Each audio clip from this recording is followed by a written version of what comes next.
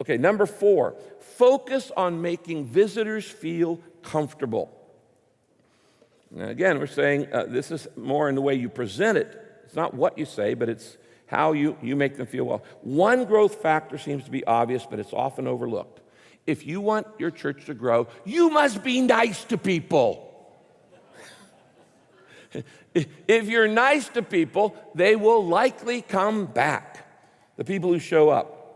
When I took that first survey of Southern Orange County almost 40 years ago, and the number one thing that people said that came up was members are unfriendly to visitors. I feel like it's a click. Now, all churches think they're loving. There's no church, oh no, we're unloving. We're cool. Everybody thinks their church is loving.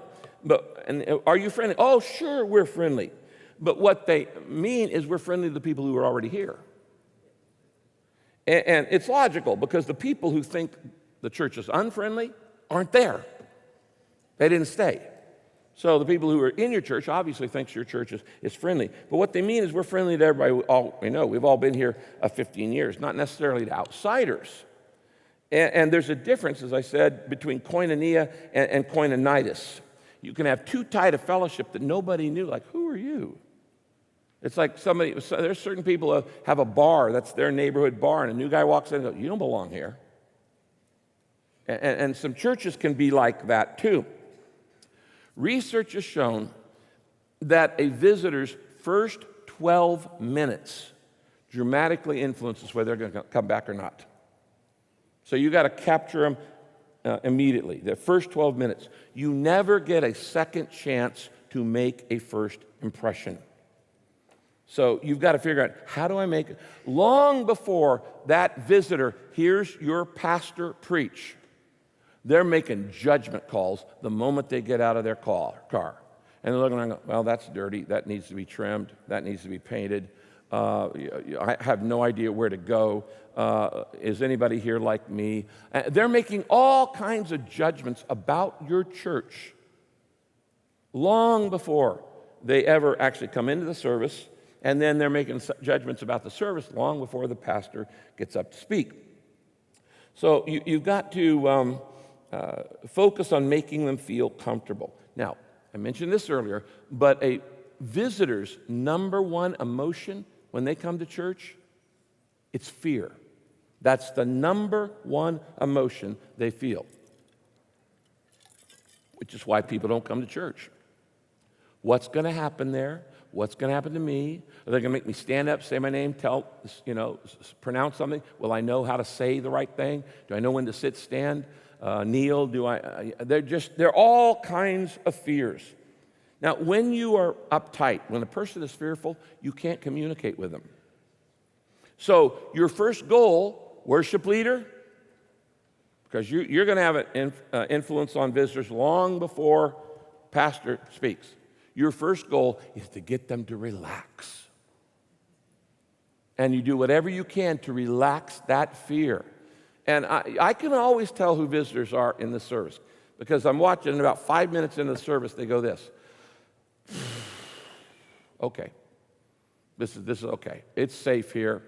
I can always tell who visitors are when they come in. They sit toward the back or nearest the doors. So if this gets scary or hairy, I can leave. They're not going, and the more they come, the more they move to the center and the front. And you just see the tension drain out of them. You want to relax them.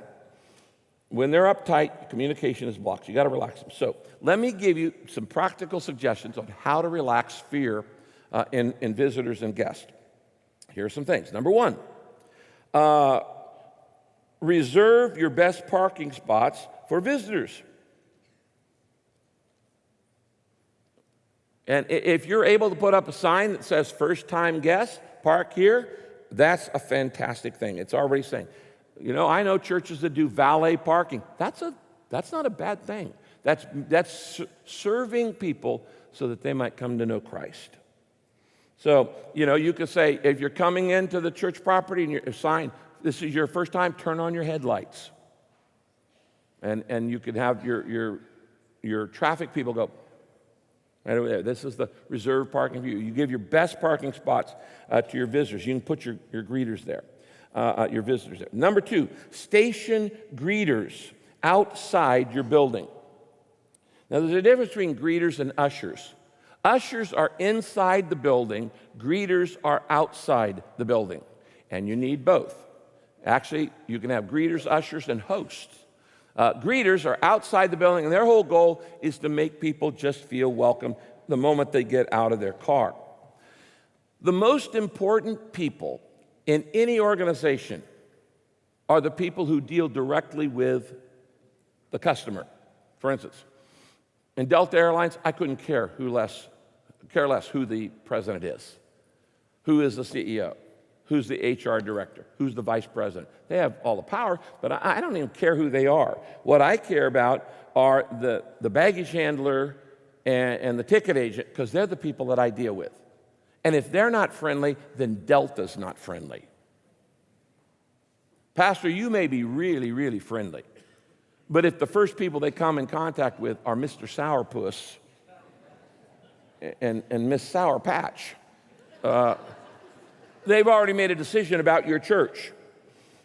Now, at Saddleback, we welcome visitors with a couple of different distinct ways. We have the greeters, which we say are outside the building. And by the way, what we tell our greeters to say is, hey, welcome back.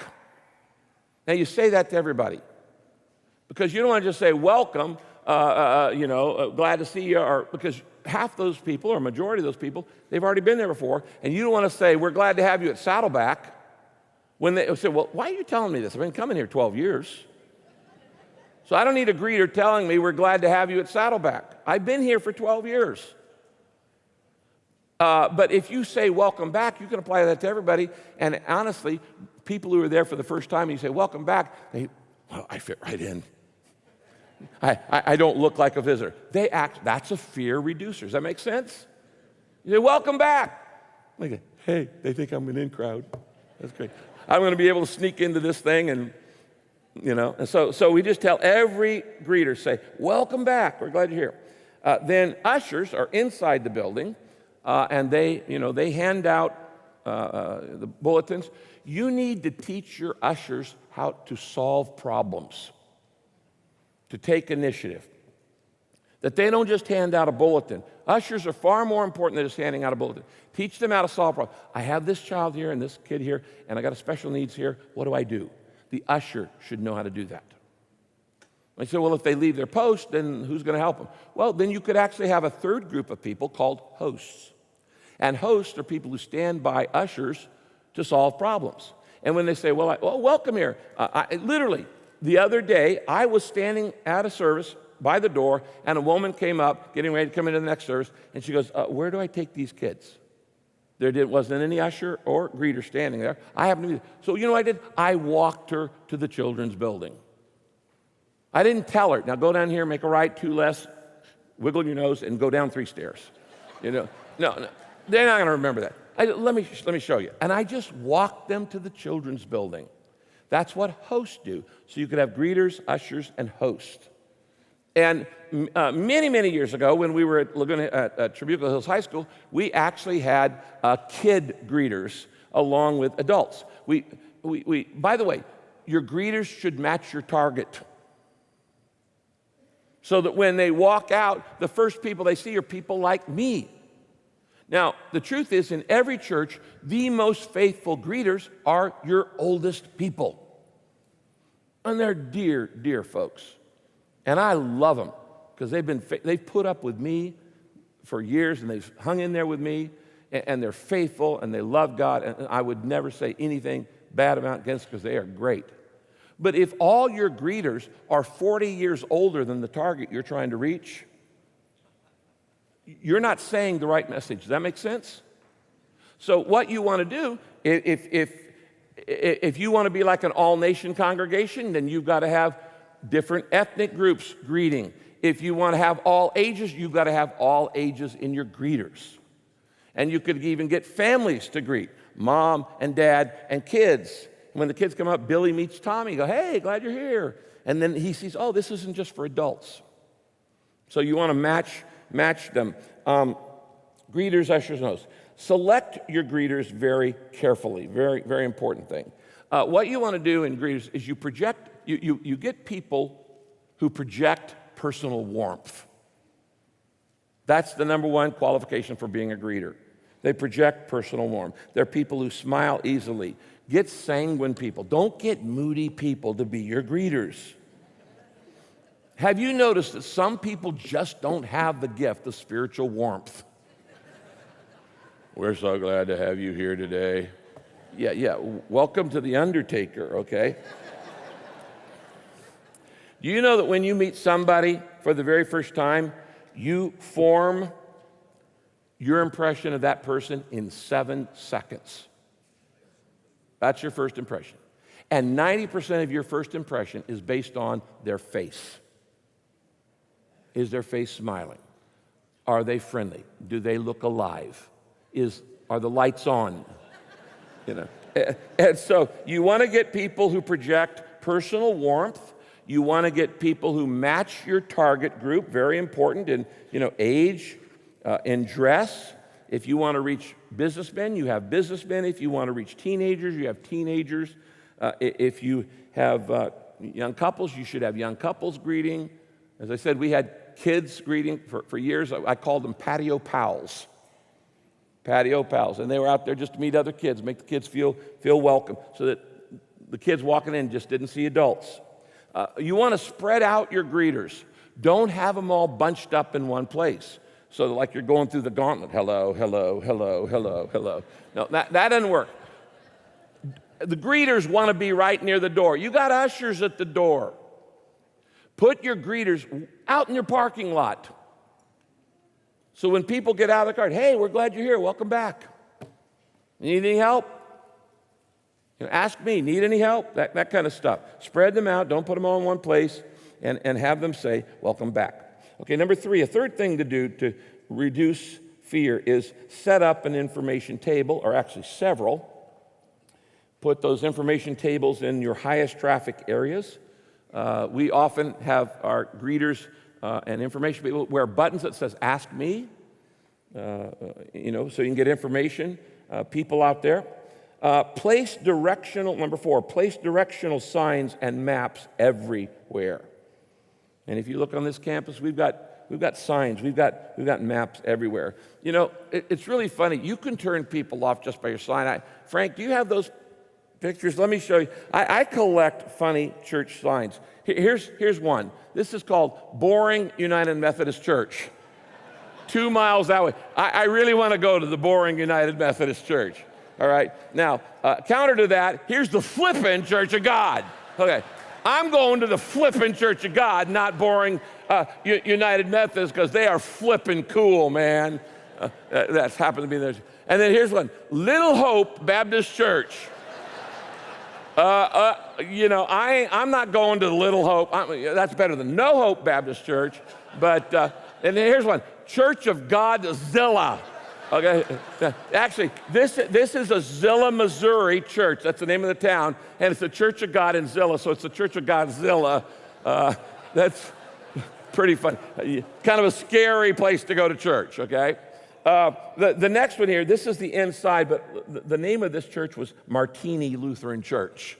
I thought, well, they're having a happy hour in their greeters, all right? And of course, not to be outdone, here is Intercourse United Methodist Church. They're really having church growth there. They're very fruitful. They're very productive. The nursery is exploding at Intercourse United Methodist Church. And then, of course, not to be outdone, there's Hell for Certain Church. There's a church on this road called the Hell for Certain Church. So if you're going to Hell for Certain, you want to go to the Hell for Certain Church. And then in Missouri, there's the Halfway Baptist Church. You're not really going to hell, you're just making it to purgatory, okay? So, but if you only go halfway, that's the church you want to go to. Okay, have the right signs and say, what are the signs saying? For visitors, you need to clearly identify the main entrances. You don't assume they know. When people walk up here, where's the entrance to this church? Well, it's there, but half of our parking's back here. Half of our parking is on the people come up to the backside of church. So we're working on some plans right now to basically reproduce this front patio on the backside. So we've got 2 entrances. You might need 3 to wherever you're going. Okay, number 5, another thing that relaxes people is have taped music playing when people enter. It actually relaxes them. If you go into almost any public building in America, they've got music playing in the background. Piped in music in the elevator, piped in music in the background, and you go into doctor's waiting room, you go into grocery stores, you go into elevators. You get on a plane while you're sitting there, they're playing music while you're sitting there. The only public place you go into that's quiet is a funeral parlor. And if you're quiet in your church, people feel like it's a funeral parlor. I used to see these, I don't see it much anymore, but I would see these posters or signs, plaques that says, "Enter in silence." And you know, the Lord is in his holy temple. Enter in silence. And then when you're going out, it says, "Depart to serve." Well, that's fine if you've got a bunch of believers. But non-believers, if you walk, if right now none of us were talking and somebody walked in, it would scare them to death. They would be going, "What do they know that I don't know?" But if they came in and everybody's talking, they don't have any problem with it. If there's noise going on, it actually reduces their fear. If it's silence, if it's quietness, if you're playing mood music, ooh-yah, music, then it scares them. How do you get people talking loud before the service? Turn up the music. If you have quiet music playing, people talk quietly. If you have loud music playing, people talk loudly. And so when people walk into service and people are laughing, they're talking, they're having a good time, that is saying, "Oh, I feel comfortable here." But if you play quiet music, and so you want to have energetic music, you want to have music that actually you want to pat your foot to, that you got to move to. You wake up the body by waking up the body. You wake up the body of Christ by waking up the body. In America, people aren't used to sitting in silence. It's deadly to the unchurched. And the louder you play the music, the more people will talk, and people go, "This is a happening place." So you can. I just asked our worship team to create a mixtape. We've often had mixtapes here of our own music, and have them play instrumentals, tape it and play it, so that way we can control the energy level of the music. Number 6, important: allow visitors to remain anonymous in the service.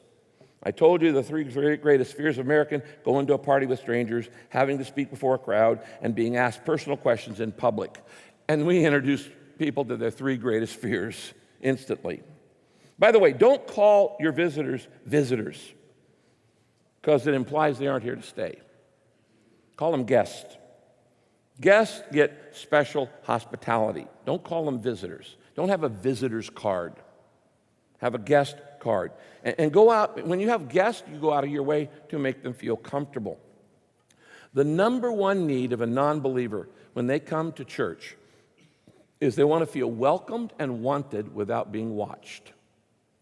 Welcomed and wanted without being watched. They want to be left alone so they can check out what you are saying without any embarrassment. And one of the reasons why big churches actually get bigger is because it's easier to hide in a crowd. If I walk into church with 50 people, everybody knows I'm a newcomer. Everybody knows it, and I know it, and they know it, and everybody's watching me. If I go to a church where there's 800 people in a service, I can actually hide out in the crowd. They like that. They want to feel welcomed and wanted personally without being watched and pointed out publicly. Now, the problem is we often embarrass visitors without even realizing it. Our methods of welcoming people actually increase their anxiety. And so we single out people for special recognition.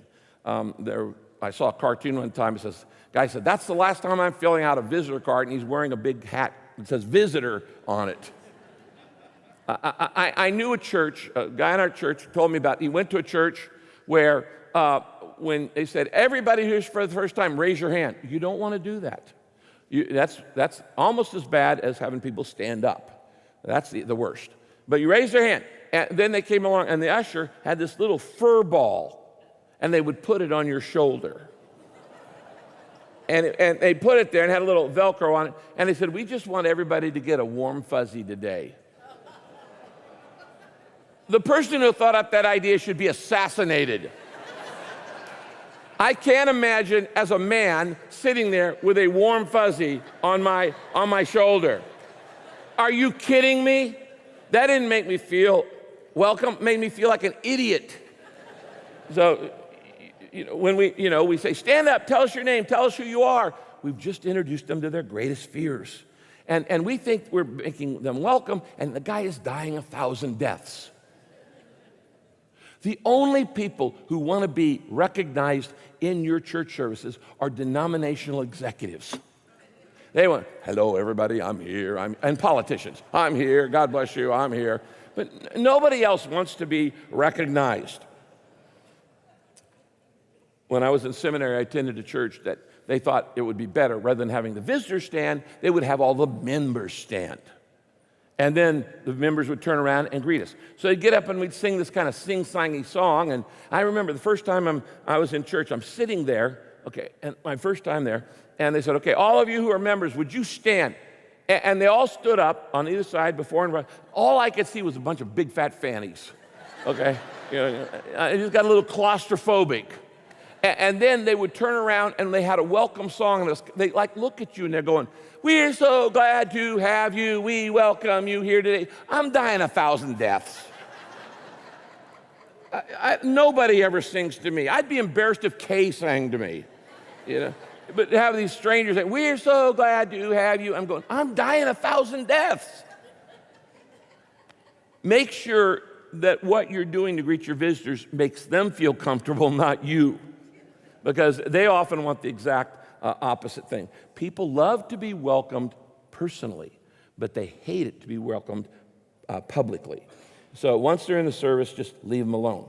Number 7, offer outside seating if possible. There are people who will come to your church if they can sit outside. And last Sunday, maybe right out here, there was maybe 300 people sitting outside. And hundreds of people around the campus sitting outside. And hopefully we get to move them into the service, but if they stay out there, that's okay.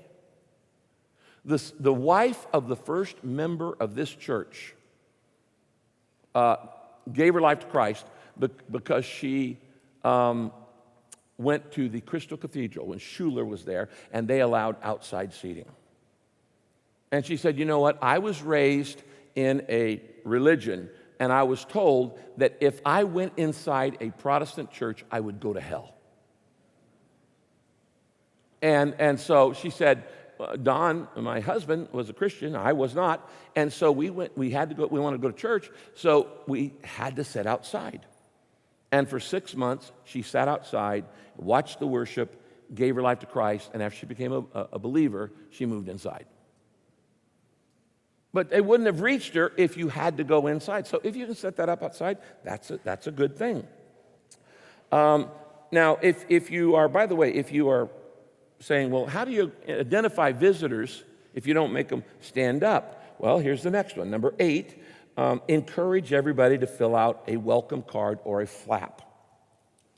Now, I will tell you that I know that we actually had more people filling them out when we had cards than we had the flap, because people don't like to tear off the flap. It can be noisy, and so we actually make a joke about it. We try to have everybody do it at once. But have a welcome card that people can fill out. And if everybody does it, you teach your people for everybody to do it.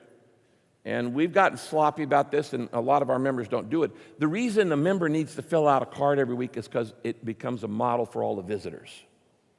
And if everybody in the row is filling out, well, then the visitor goes, well, I guess this is the thing we do. If you only have visitors fill out a card, they're not going to do it. And particularly in our era that we've become more interested in privacy, people don't want to just automatically give you their information. One tip is you can offer something free, like even an MP3 of your message to any visitor. If they fill it out, just check that box. We'll be glad to email you a copy of this message. And you could do that something so that they're getting something as a result. Number 9, offer a warm, casual, public welcome that relaxes people. Now, this is the first thing that sets the tone of your service. What you say to the visitors, and a phrase that we've used for years and years and years, if this is your first time at Saddleback, we're really glad you're here. And we just sit back, relax, and enjoy the service we've planned for you. We're glad you're here. Now, you see how I said that? A lot of people, announcers, kind of announce in an announcey voice. We're really glad to have you here today. That's a carnival barker. Okay? The tone you want to give in this service is animated conversation. And so you could say, if you're a visitor here today, we're really glad to have you. That's just like, wow, wow, wow, wow. But if you get up and say, hey, I'm smiling. If this is your first time at Saddleback, we're really glad you're here today. Thanks for coming. Just sit back, relax, and enjoy the service we've got planned for you. And then just going, it's all in the tone of your voice. Offer a warm, casual, public welcome. By the way, Pastor, if you are doing announcements and your worship leader's there, the way you relate to the worship leader, it really sets the tone. And if you interact with each other, for years there were 4 or 5 of us who'd been around forever, Tom Holliday and Doug Fields and Glenn Cruin and Rick Muchow and myself, and we would tease each other on stage. That's a good thing because it goes, those people really like each other. And you need to let people know that you love your worship leader and vice versa. And one of the ways you do that is just you can kid each other and you can, have fun with each other on stage.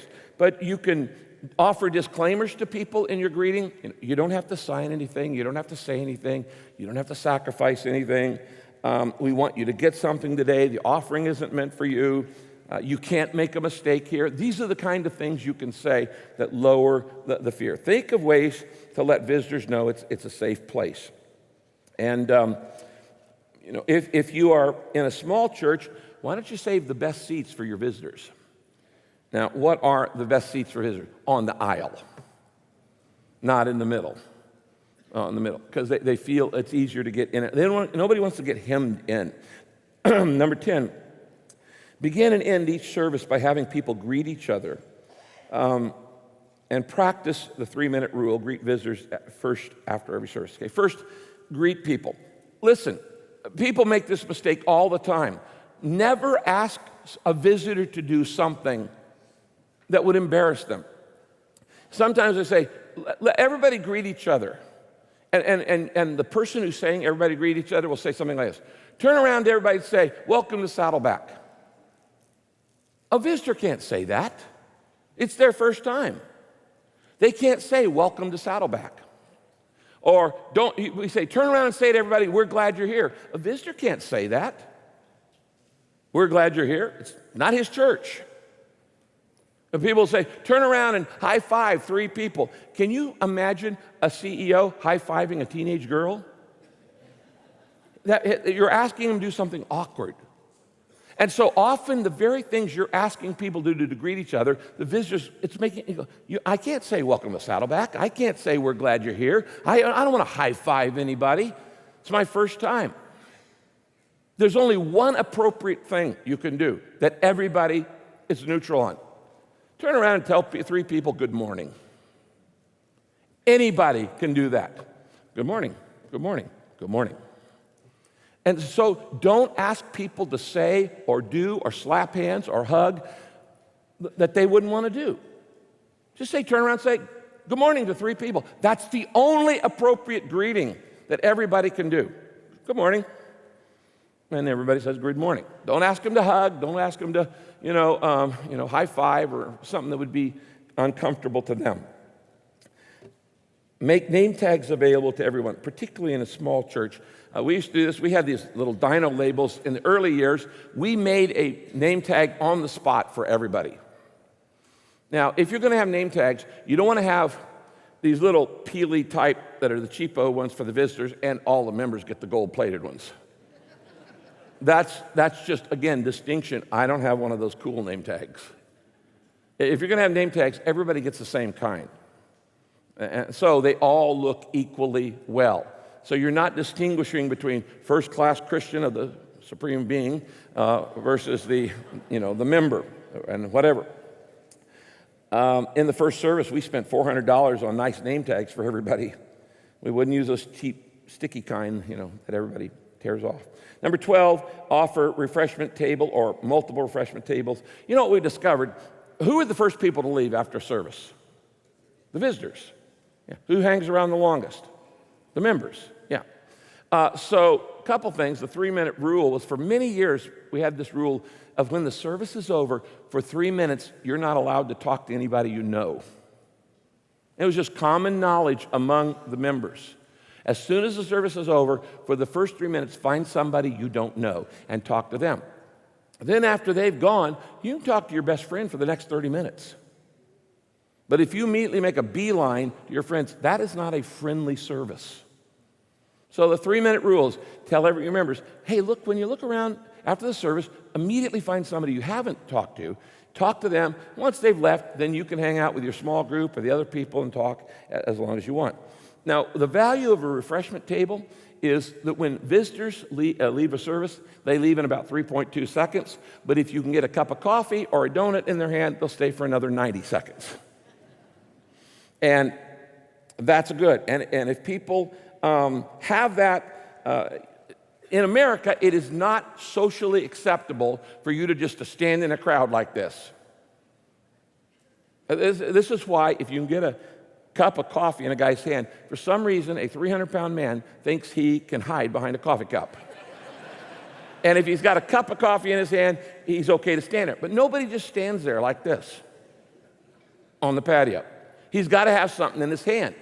And that's why at a cocktail party or, if you got something in your hand, this is a security blanket, something in your hand, because it's psychologically safe. Because if somebody looks at you and you don't have anything, you have something very important to do. And that relieves the tension. So it's the value, that little teeny tiny coffee cup allows that person to stay there and be a little bit longer, and then you can engage them. By the way, study Jesus. Study how many times Jesus taught when they were either eating or walking. Why?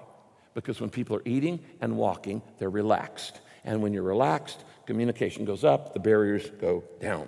So get that food out there.